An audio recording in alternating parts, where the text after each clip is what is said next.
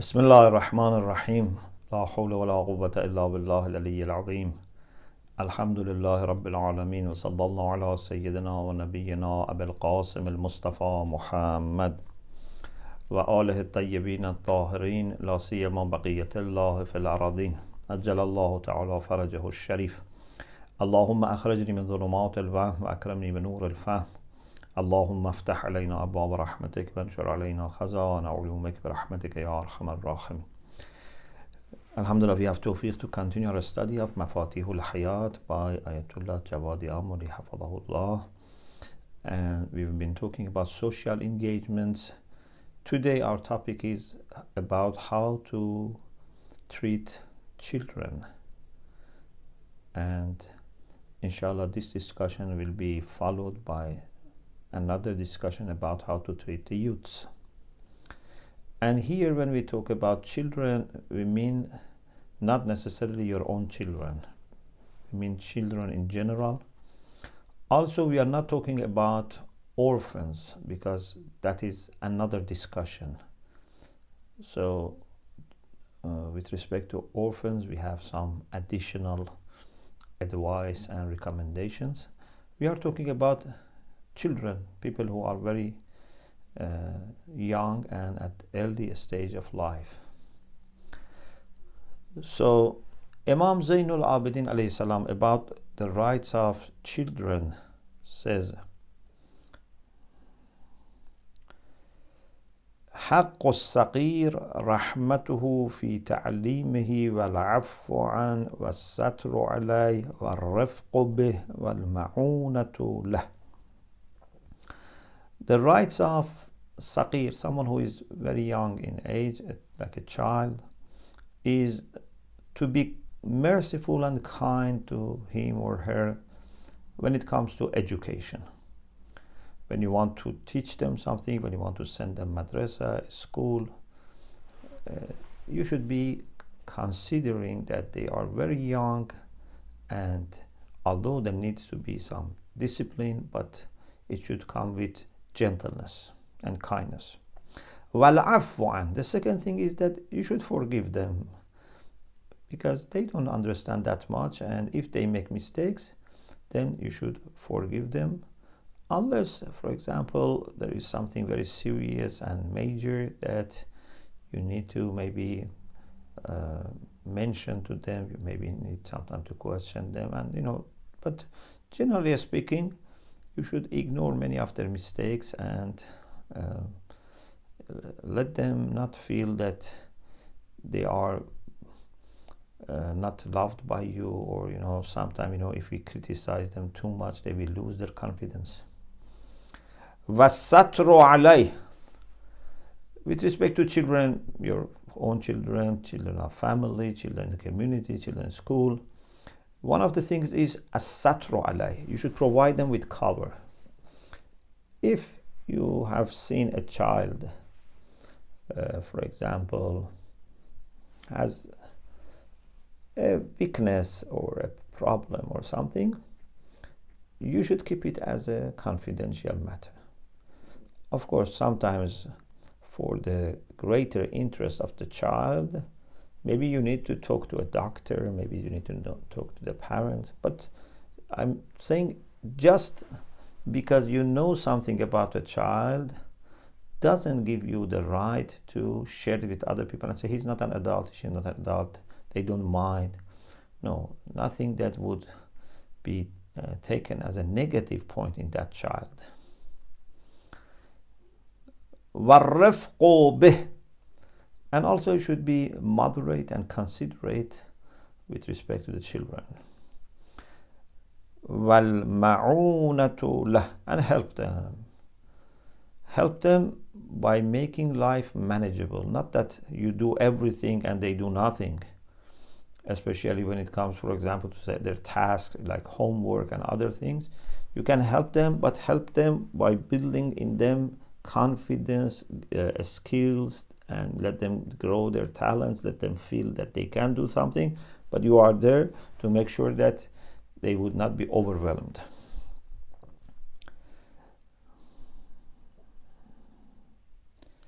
Rasulullah sallallahu alaihi wasallam said, أحب الصبيان وارحموهم in Al-Kafi.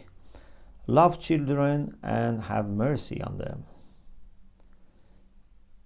He also said, وقروا كباركم وارحموا صغاركم. This is Al-Amali by Sheikh Saduq. وقروا كباركم.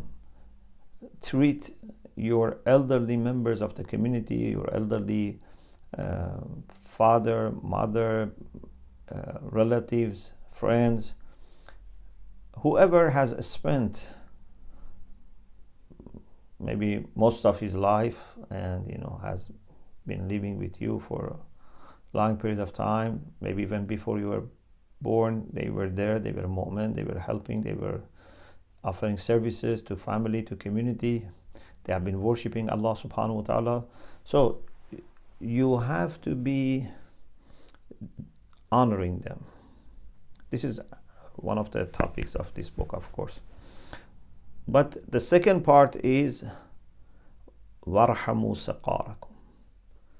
Be merciful to your children, to kids.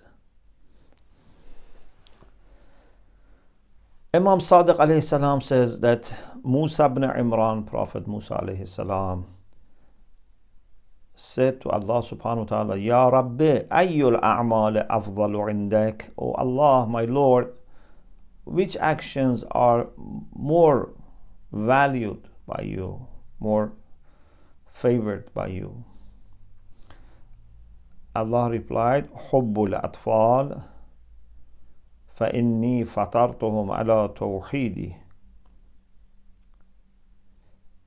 Loving children. This is according to this hadith, the best of actions in the sight of Allah subhanahu wa ta'ala. فَإِنِّي فَطَرْتُهُمْ عَلَى تَوْحِيدِي فَإِنْ أَمَدْتُهُمْ أَدْخَلْتُهُمْ بِرَحْمَتِي جَنَّتِي. I have created children with the fitrah of Tawheed. Fitrah is a special characteristic of human beings. It's above animal level. Animals have instincts, and we have also instincts. But fitra is something exclusive to human beings, a special way that human beings are created. It has two branches, something of understanding and something of inclination. In Islamic belief system, in the unit 2, we have talked about this. So, every child is born with the fitrah of Tawheed. كل مولود يولد على الفطرة. And if they die in this condition, in being a child and having the fitrah, their innate knowledge and inclination towards Tawheed, towards Allah subhanahu wa ta'ala, they will go to heaven. Imam Kazim alayhi salam said a hadith that is very, very important, and I often have mentioned this. He says, إن الله عز وجل ليس يغضب لشيء كغضبه للنساء والصبيان. Surah Kafi. Sorry, the book Al-Kafi, volume 6, page 50. It's a very good hadith, and I gave you the full details. Al-Kafi, volume 6, page 50. It's also mentioned in some other books. Allah never gets angry for anything as He gets angry for women and for children.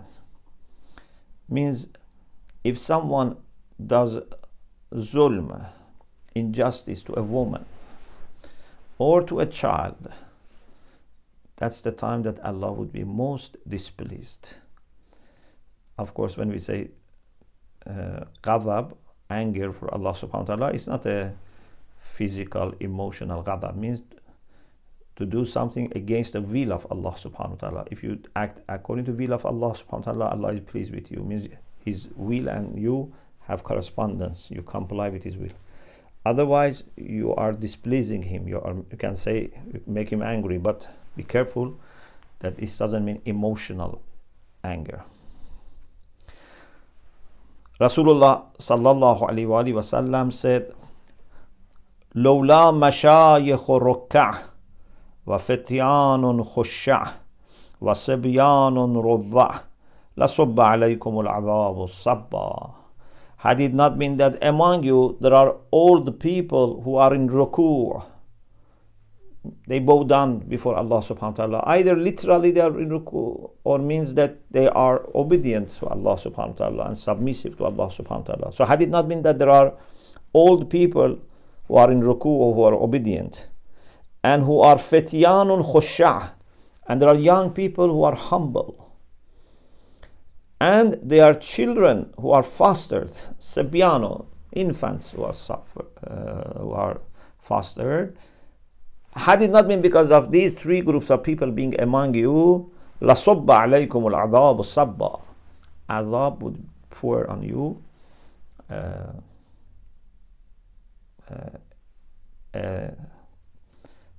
in a severe way, in a strong way.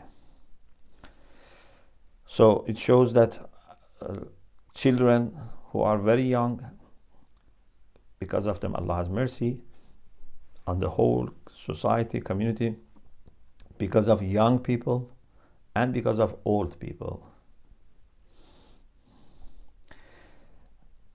Rasulullah also used to advise Muslim soldiers who used to go for battles to be careful not to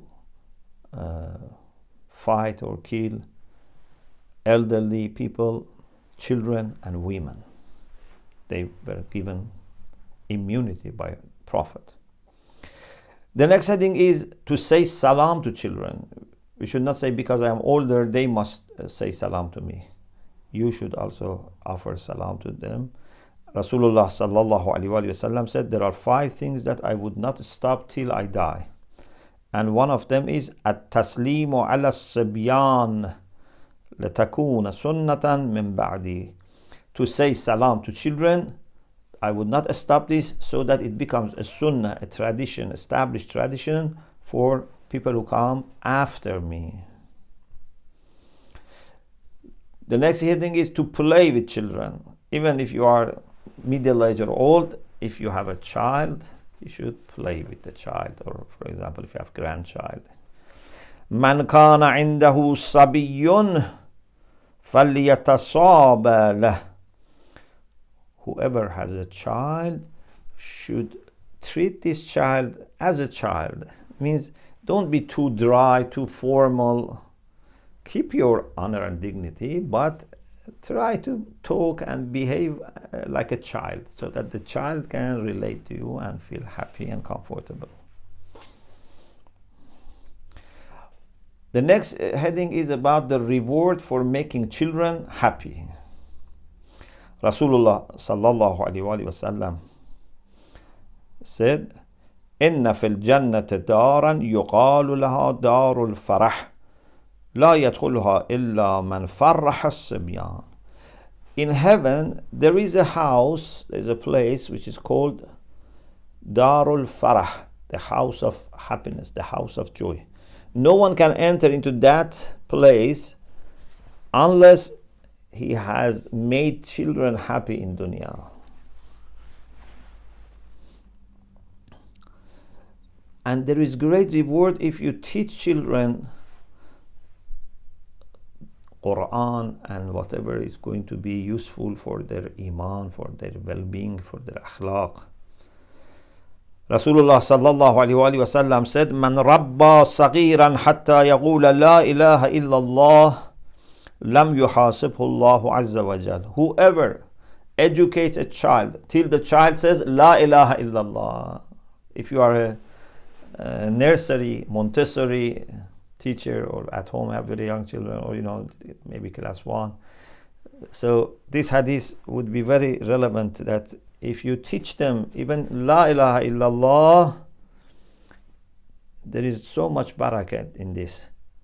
Man rabba saghiran hatta yaqula la ilaha illallah, lam yuhasibhu Allah azza wa jal. Allah would not question him. This is interesting hadith, and perhaps, of course, as I said several times, it means that if in general his condition is good. Not that a person does all the crimes and just then go and teach children La ilaha illallah. Means if other things are all right, he's not doing wrong things in other areas, this would qualify him inshallah for easy hisab. Rasulullah said, إن المعلم إذا قال للصبي بسم الله كتب الله له وللصبي ولوالديه براءة من النار. If the teacher says to the child Bismillah, so he is training the child. If he says Bismillah and they learn by practice, Allah would register for him and for that child and the parents of that child bara'atan min nar. This would be registered that this person and the parents of the child and the child would not be punished. Why? Because the teacher, for the sake of Allah, with sincere intention, has taught the child to say Bismillah. And then we have to be prepared for difficulties. When you deal with children, they are sometimes impatient, sometimes they get tired, sometimes they cry, sometimes they ask for many things. You have to be understanding the situation. You cannot expect from a child to behave like a young person or middle-aged person. Rasulullah sallallahu alaihi wasallam was very lenient person. فَبِمَا رَحْمَةٍ مِّنَ اللَّهِ لَنْتَ لَهُمْ. Because of mercy from Allah, you have become very soft and gentle for people. And one important aspect of it was he was very gentle with the children, respecting them, giving them gifts, talking to them, and he was very, very kind with the children. Even to the extent that in some discussions about mercy of Allah, I have mentioned that under فَبِمَا رَحْمَةٍ مِّنَ اللَّهِ لَنْتَ لَهُمْ, that how sometimes children used to stop him and talk to him in Medina, and he was not putting any barriers, any guards, any security between him and children or even other people. Once Rasulullah was going with a group of his companions, and some children asked him to play with them because they saw him playing with his grandchildren. Rasulullah didn't say, you are not my grandchildren, or I am busy, I have to go somewhere. Maybe he was going to Salat. He asked Bilal to go to home and bring some walnuts, and then he gave those walnuts to those children and said, are you happy to release me, get these walnuts and sell me? And they said yes. So they took the walnuts. Rasulullah was then free, and he said, I was sold cheaper than Yusuf ala nabiyina wa alayhi salam. So this is the mentality and the character of the Prophet. Even with children, very kind, very approachable.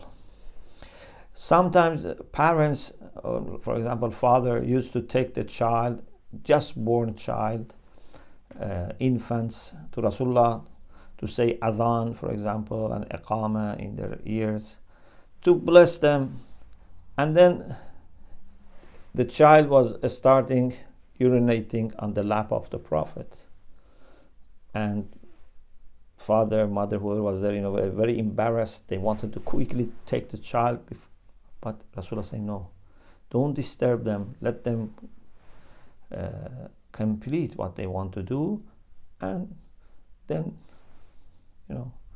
he was simply washing it. He didn't want the child to be worried, to be stressful. And we have two hadiths here from our Sunni brothers. One is from Musnad of Imam Ahmad ibn Hanbal. كان رسول الله صلى الله عليه وآله وسلم يؤتى بالصبيان فيدعو لهم. This was a common practice that children were brought to the Prophet and the Prophet was praying for them, blessing them. وَإِنَّهُ أُتِيَ بِصَبِيٍّ فَبَالَ عَلَيْهِ. Then a child was brought and the child urinated. فَقَالَ رسول الله صلى الله عليه وآله صُبُّوا عليه الماء الصَّبَّ. Rasul said, poured water. Or there is another hadith in Sahih Muslim, and it says the same thing, that أُتِيَ بِالصَّبِيٍّ فَبَالَ عَلَيْهِ فَدَعَى بِمَاءٍ فَأَتْبَعَهُ بَوْلَهُ وَلَمْ يَغْسِلْهُ. Water came and Rasulullah poured water on the places that were made najis. If you refer to Risala of Sunni Shia scholars, almost all, there might be exception, but almost all, based on these hadiths and many other hadiths, they said that if a child is born and still just eats milk of the mother, no food, then to clean and to wash bowl or the urine of the child, you just need to pour water on areas that has been touched by urine. You don't need to wash it, like other times, and then squeeze it and extract water. If the child is just born and just eats milk, is fostered by mother, then the najasa of the urine is low. So Rasulullah was not saying, why you bring your child to me, the child has made me najis. No. He was asking them to relax, let the child finish, not to be stressful, and then giving the child back to the parents and cleaning his clothes. Inshallah, in the next session, we will talk about the youths. We pray to Allah subhanahu wa ta'ala to protect our children and bless them and help them have a balanced growth, inshallah. Alhamdulillah Rabbil Alameen.